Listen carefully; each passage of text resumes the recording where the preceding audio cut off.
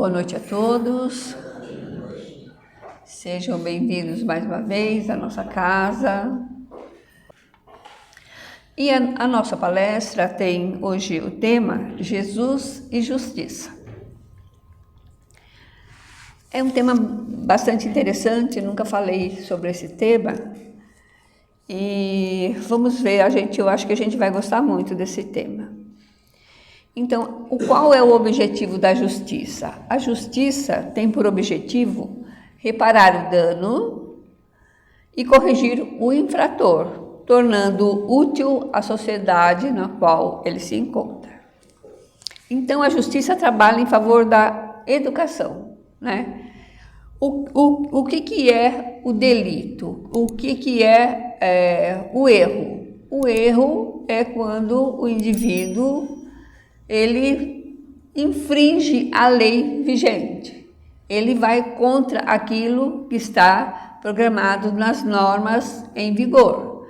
E isso acaba fazendo o quê? Acaba prejudicando a algumas pessoas, ou a muitas pessoas, a ele inclusive, né? Então, a justiça trabalha em favor da educação utilizando-se de métodos disciplinares, porque quem errou e não tem a intenção própria de se corrigir, ele precisa ser contido, inclusive limitando-se à liberdade do delinquente. Então, se existe uma pessoa que é delinquente, que não respeita as leis, a sociedade não pode deixar essa pessoa, né, solta, fazendo aquilo que vier na sua cabeça. Então, a própria sociedade, ela vai restringir a liberdade daquela pessoa para que ele não cometa erros mais graves, prejudicando a ele mesmo e prejudicando a todas as outras pessoas da sociedade. Então, o delito resulta do desrespeito aos códigos estabelecidos de leis, que regem os povos, e essas leis existem para quê? Para proporcionar um equilíbrio entre as pessoas, entre os direitos e os deveres. Então, a lei nos diz o que nós podemos fazer e aquilo que nós temos direito de receber da sociedade. Então, se nós seguíssemos a lei, né, muitas coisas se resolveriam. O problema é que muitas vezes a gente faz de tudo para burlar a lei. Só que o que acontece? As leis humanas, elas podem ser até frágeis, elas podem ser, não ter uma base muito boa, mas a lei divina é perfeita, né? As religiões nos ensinaram, muitas vezes, que Deus é aquele Senhor bem idoso, de barbas bem longas, com aquele olho sempre em cima da gente, né? Então, tudo que você fizer, Deus vai estar olhando e vai, né, castigar o erro que você fez. Deus não é assim. Deus rege o universo através de leis. E essas leis são sempre justas e são sempre perfeitas. Então, de qualquer maneira, a lei divina vai sempre nos alcançar, de uma maneira ou de outra, mais cedo ou mais tarde, mesmo que a gente consiga infringir a lei dos homens e passe sem nenhuma consequência. Mas alguma consequência vai ter, porque mais cedo ou mais tarde nós vamos enfrentar a justiça divina, que inclusive, como é que funciona essa justiça divina para nós, seres humanos? Essa lei, ela está escrita na nossa consciência. E nós não conseguimos fugir da nossa própria consciência, né? Então, mais cedo ou mais tarde, a nossa consciência pesa. E nós sentimos a necessidade de resgatar, de pagar aquilo que nós ficamos devendo. Na sociedade, né, quando a justiça se corrompe, né, então não há justiça, Travaria o abuso de autoridade. Então, quantos países nós conhecemos nos dias de hoje que praticamente a justiça não existe? Por quê? Quem manda é a autoridade vigente no poder. Muitas vezes é uma autoridade tirânica, né? Uma autoridade baseada na força, que faz cumprir as suas vontades, em detrimento da vontade de toda uma população. Então, quando isso acontece, isso chega à loucura, né? Porque a pessoa, eu quero que seja assim, assim será. Sem pensar nas pessoas que estão ali. Como seria numa sociedade justa? Em uma sociedade justa, todos desfrutam de oportunidades iguais. Eu vou falar que é uma utopia, mas nós estamos caminhando para isso. Então, todos desfrutam de oportunidades iguais de progresso, face a uma idêntica distribuição de rendas, de oportunidades, né? Então, numa sociedade justa, todos têm a mesma oportunidade. Aí cada um vai evoluir de acordo com as suas próprias características, né? Nessa sociedade justa, o forte ampara o fraco, né? O sadio socorre o enfermo, o jovem ajuda o idoso. Por que isso acontece? Porque isso é um comportamento natural nessa sociedade justa. Porque ele decorre da consciência do dever, né? Todos nós, como eu falei, nós temos dentro de nós a consciência, que é Deus em nós. E a nossa consciência nos diz o que nós devemos fazer. Por isso que o jovem vai amparar o idoso, que o sadio vai amparar o doente, né? Que o forte vai amparar o fraco. Porque a gente tem a consciência que é isso que a gente deve fazer. Então, essa consciência do dever acaba estabelecendo a felicidade para todos, que é uma consequência, né, da solidariedade entre todas as pessoas. Então, à medida que o homem evolui, né, as leis da sociedade vão evoluindo também. Então, a gente lembra que lá nos povos mais primitivos, qual era a lei que imperava? Era a lei do mais forte, né? Quem é mais forte manda e o mais fraco, se tiver juízo, obedece. Sempre foi assim, né? Aquele que tinha mais força, mandava. Com a evolução das coisas, isso modificou-se um pouquinho e passou a prevalecer, então, a lei da hereditariedade, né? Os reis, né? Então, a pessoa já nascia com o poder, né? Então, a família, tinha uma família que mandava lá e aquele que nascesse naquela família era o que ia continuar mandando. Até atualmente nós alcançamos outros princípios, né, mais democráticos, onde nós já temos, né, a instituição das democracias com eleições livres, e aí todos participam para escolher aquele que vai ser, né, o que vai conduzir aquela sociedade. Não mandar, porque quem manda é a lei. Então, nessa sociedade, vai priorizar a liberdade e o desenvolvimento dos seus cidadãos, né? Então, como é que as coisas vão acontecer?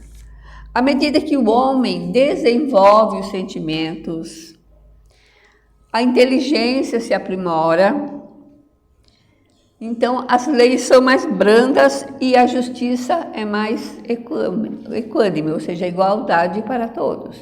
Mas isso precisa que o quê? que os sentimentos se desenvolvam primeiro. Então a gente está vendo nos dias de hoje um pouco dessa mudança, porque a gente já percebe que os sentimentos das pessoas já são diferentes do que era há 20, 30, 50, 100 anos atrás, né? As pessoas estão respeitando mais as outras, estão tendo mais consideração, estão tendo mais respeito, né? Há uma evolução moral nesse sentido. A inteligência se aprimora.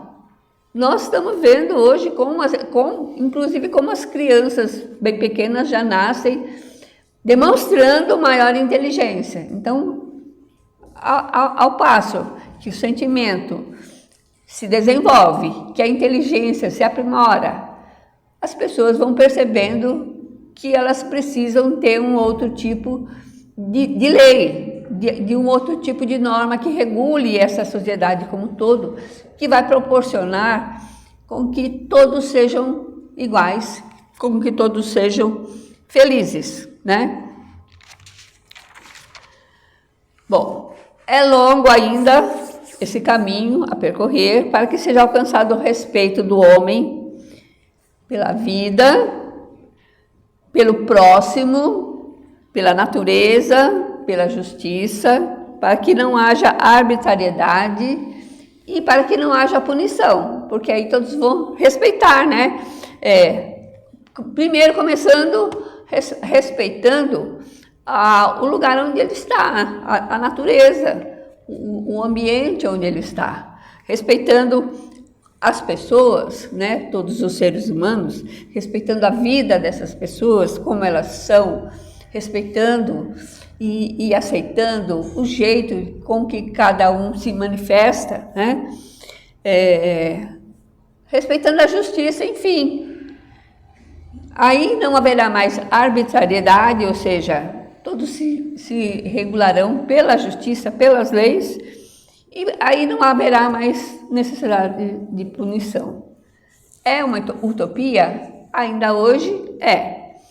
Mas a gente está vendo que as coisas lentamente, né, porque na natureza nada dá saltos, as coisas vão encaminhando nesse sentido. As pessoas já mudaram o ponto de vista, já aceitam que as coisas podem e devem ser diferentes. Então, vamos agora falar de Jesus. Jesus fez-se paladino da justiça equânime. O que é equânime? Com igualdade para todas as pessoas. Então, Jesus tratava as pessoas independente da sua condição, independente de quem elas eram, ele tratava da mesma maneira. Aqueles que faziam coisas erradas, ele entendia que essas pessoas eram moralmente doentes, né? E por isso também merecia o respeito.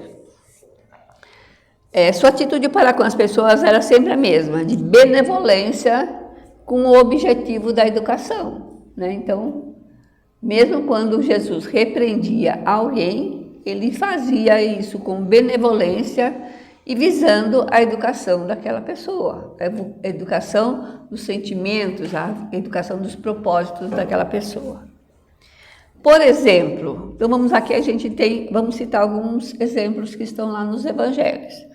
Nicodemos era um doutor, né, lá da lei, era um alto sacerdote lá no Sinédrio, e ele conversou tranquilamente com Nicodemos da mesma maneira com que ele conversou com Zaqueu, que era o cobrador de impostos, inclusive ele disse a Zaqueu que ele queria passar a noite na casa de Zaqueu.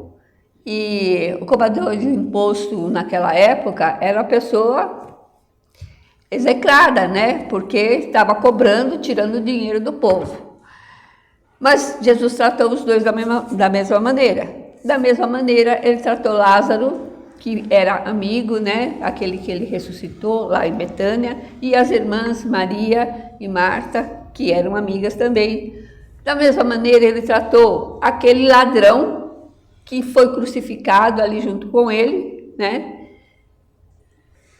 Da mesma maneira, com o mesmo carinho, com o mesmo amor, com o mesmo respeito. Por quê? Porque ele reconhecia que todos os homens, eles são o fruto do seu desenvolvimento. Eles resultam daquilo que eles conquistaram. Porém, não existe privilégio para ninguém. Um está num patamar, o outro está num outro patamar, mas todos têm vêm do mesmo lugar e vão para o mesmo lugar.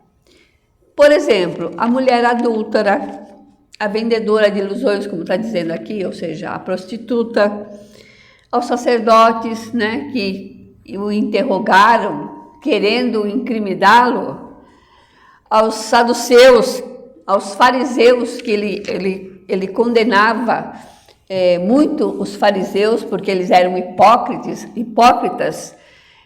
eles exploravam as viúvas, os pobres. Então, mesmo Jesus combatendo essa atitude dos fariseus, ele sempre o fazia com respeito, com benevolência, com compaixão, né? Então, num período de arbitrariedades, quer dizer, naquela época, ainda hoje existe, mas a lei era o arbítrio da pessoa que estivesse no poder, da pessoa que tivesse poder. Por exemplo, os romanos que estavam ali para explorar esse povo, os sacerdotes que tinham uma condição melhor, eles faziam, né? Eles agiam do jeito que eles achavam que era o melhor para eles, né? Nunca pensando na população. Quando havia o abuso de poder, né? Por isso, os poderosos, né, a lei do mais forte, quem tinha poder, os poderosos, os mais fortes, mandavam. Ele falou sobre a renúncia à arrogância, né? Ele demonstrou isso. Ele se fez humilde. Ele mostrou como se deveria ser humilde. Por exemplo, quando Pilatos ou estava julgando, né? Jesus foi acusado pelos sacerdotes lá e Pilatos, que era o representante de Roma, tinha que julgar Jesus.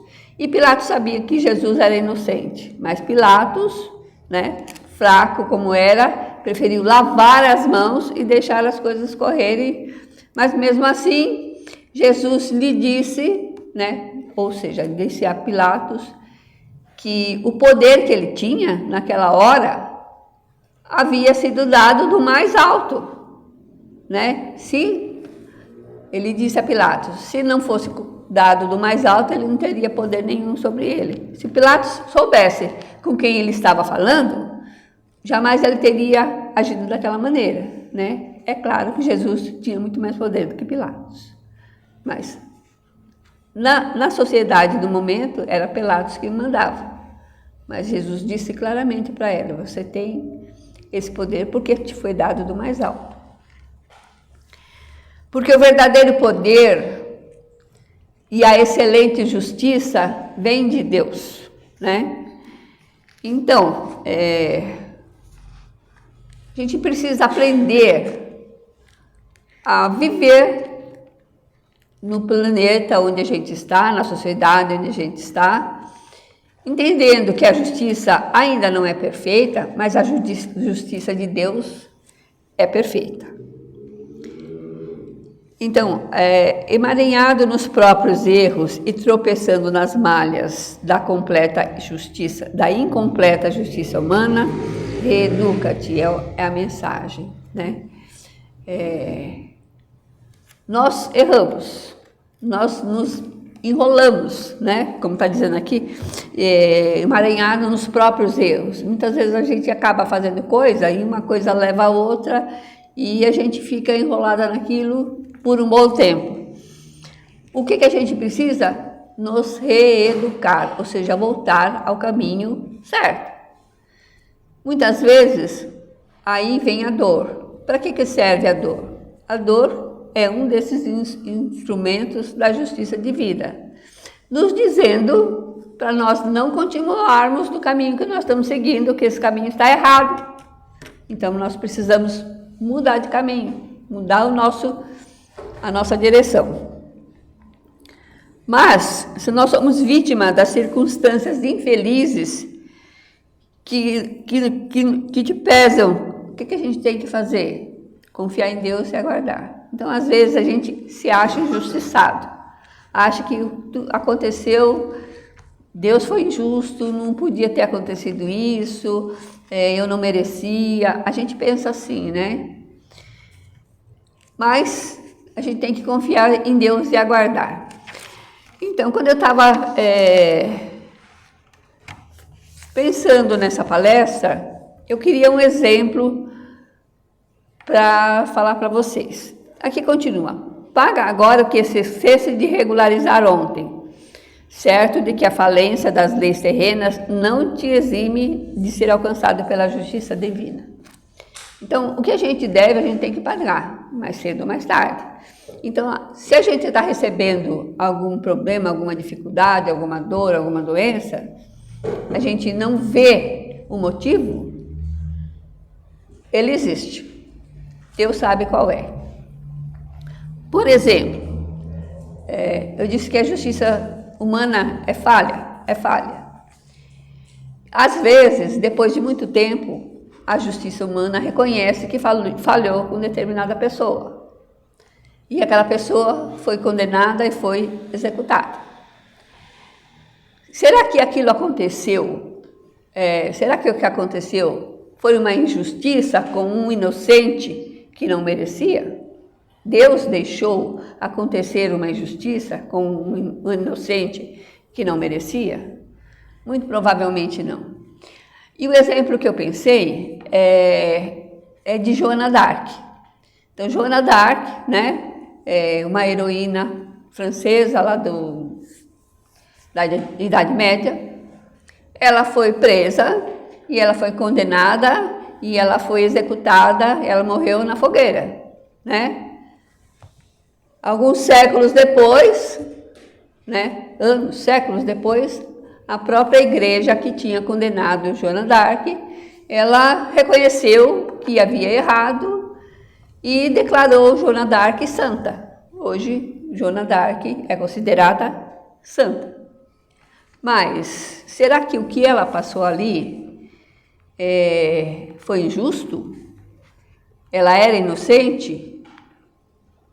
É possível que não. É possível que esse espírito Joana d'Arc, quando veio, já pediu algum tipo, né, de prova, exatamente para liquidar alguma dívida, algum débito lá do passado que pesava na sua consciência. E é o que normalmente acontece. A gente pede, como a nossa consciência fica culpada, e a consciência culpada é a pior dor que existe, né? Então, nós pedimos uma maneira de resgatar aquilo. Quem se interessar pela história de Joana d'Arc, deve ter na biblioteca um livro, Joana d'Arc, por ela mesma, se não me engano, da médium Hermance Dufault.